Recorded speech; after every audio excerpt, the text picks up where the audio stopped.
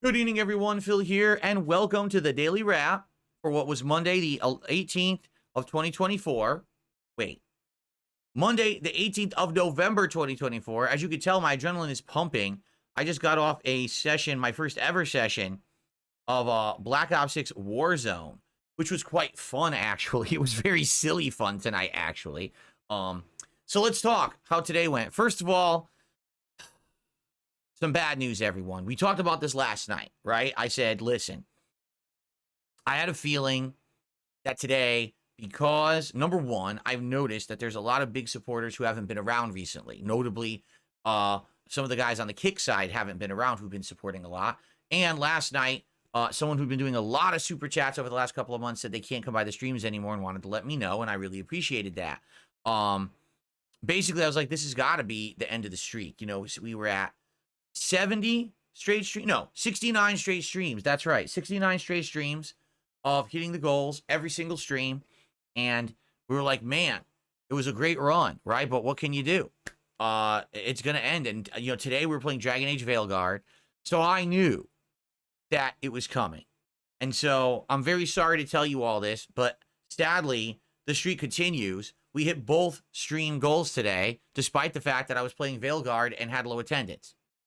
Sorry about that. Trolls, I mean. Fans, congrats. It continues, but the trolls are very sad that it continued today. Anyway, a big day today. We started off with a level 1 podcast that talked about two topics. The first was how Twitch is in the middle of their own ad apocalypse, where certain streamers are getting 95% less advertisements. The speculation is that it's because they're talking about politics, but a lot of people are saying no, a lot of people just don't have ads anymore. So it's kind of a weird situation. But in addition to that, the big talk of today was that the Game Awards released all of their nominations for all of the games. And some games were big, glaring omissions. People thought certain games were going to be nominated for Game of the Year that were not. And then other games got nominated, and people were like, why? So it was a pretty big split today, and the internet had a lot of chaos and a lot of arguing about this. And we covered all of that on the podcast, including going through all the nominations and all of that. I think what I will do is I'll probably clip at least the segment that goes through the Game of the Year nominations and make it a separate video for the channel for you to watch if you're interested, okay? So, that was the podcast. Then, we jumped into Dragon Age Veilguard, and it was weird because I swear I thought we were doing a story mission, and then we ended up in this area that was like part of, I guess, the woods or something, and we just walked around and started fighting and started doing puzzles and got some upgrades for the characters, and there was like a side quest or two to do, so I did that. And then after like an hour and a half, I was like, was this really not the story? I guess not. And then we happened upon a mission for Harding where she develops more of her powers, where she can lift and move stones now. And then, continuing on from there, we actually did do a major story mission for Nev, where she teams up with the Shadow Dragons to stop this relic from giving magic powers to some rich kid or something like that. So we played 3 hours. We had good progress. Overall, again, my feelings about Dragon Age, the Veilguard have not changed. It's not a bad game. It's just also not a great game. It just kind of is an okay game. The plot's not that interesting. The gameplay elements are sound, and I'm actually unlocking new abilities and things that are pretty awesome. I think I get the best abilities when I hit level 20. Right now I'm like level 11 or 12. When I hit 20, I get like really good abilities for the mage. The graphics are great. Like, I think that the actual strong point of Dragon Age, the Veilguard, is the graphics. They're amazing on the PS5 Pro. What's funny is people have been telling me it actually is better on the Pro than it is on PC. That the PC edition of this game actually has legitimate issues with performance and the like, while it doesn't have said issues on the PS5 Pro.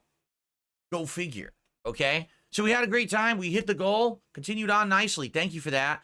Tonight on the late stream, it was the premiere of Warzone in Black Ops 6. And at first, I jumped into the map. The first map they list is the old one. Don't ask me why. I don't know why the old Warzone map is listed as the first one when it's not the new one.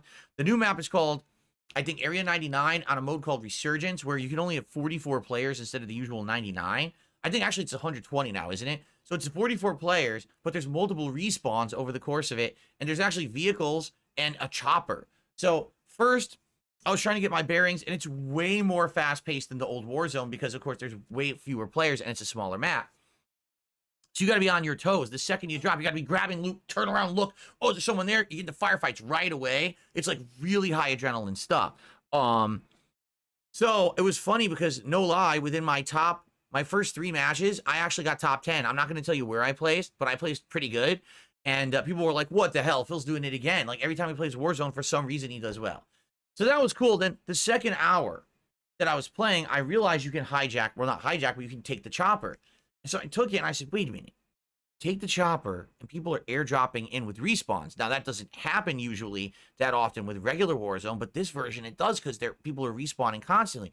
So I started flying around, and I made it a game to catch the people airdropping in with the chopper. And it worked. You could do it. You could fly around and try to, like, get them. You're sniping them as they're landing. You can chop them up with the chopper. I beheaded one dude. He was sniping on top of a building, and I zipped in, and the chopper blade took him right on the neck.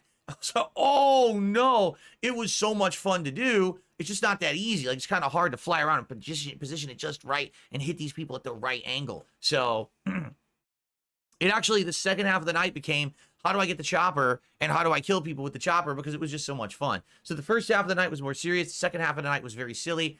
And again, we hit the goal. So, thank you guys. Overall, today was a great day of gameplay. Good fun, good variety. I mean, you're talking the difference between a RPG with its open world and basically a lot of talking and interaction with social aspect, while the other thing was just silly fun killing people, right? Tomorrow, Tuesday, the 19th, another different kind of day because we're going to have a podcast talking about obviously everything I did today and any game news or whatever going on.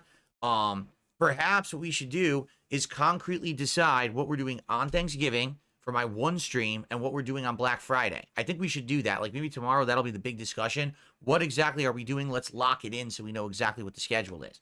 But the first stream tomorrow is the premiere of Microsoft Flight Simulator 2024, which I'm very excited for. I played the one three years ago, was it? That was on Xbox Series X. It was the 40th anniversary edition. It was very fun. It was a relaxing game where people would tell me places to fly. We would go there, and we would fly over different coordinates and stuff and see different landmarks and different fun things, and it was very awesome. I never really learned how to fly the plane. It was more about just very basic controls so that I could, see these landmarks. So that's what tomorrow is going to be about on the first stream. I think it's going to be great. This is the new edition. It's going to be on my gaming PC, so it's going to be, like, really great graphics. Beautiful, I'm sure. I cannot wait. I think it's going to be, like, photorealistic fun with us chilling and talking about different places we're flying. It should be really awesome. Then the late stream tomorrow night is more Bloodborne on the PS5 Pro. Again, I can't wait for it. It's been great progress in Bloodborne. This run has been unique because I'm actually much better at the game now.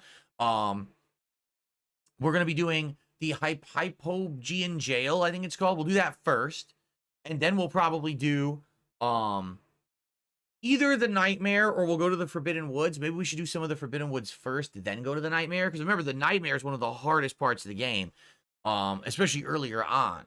So I've got to decide exactly how I want to handle it, but definitely the jail first and then maybe the woods. We'll see. So it'll be a great night stream. So tomorrow, great variety coming on my streams. A fun podcast where we're going to determine like what we're doing during this upcoming holiday, the premiere of Flight Sim Chill Fun, and then Bloodborne. You can't go wrong. Tomorrow's going to be a great day of variety, and I hope you'll join me all day long if you can. Keep that streak alive, all right? Thank you all. Have a good evening. I appreciate you. See you tomorrow, and peace out.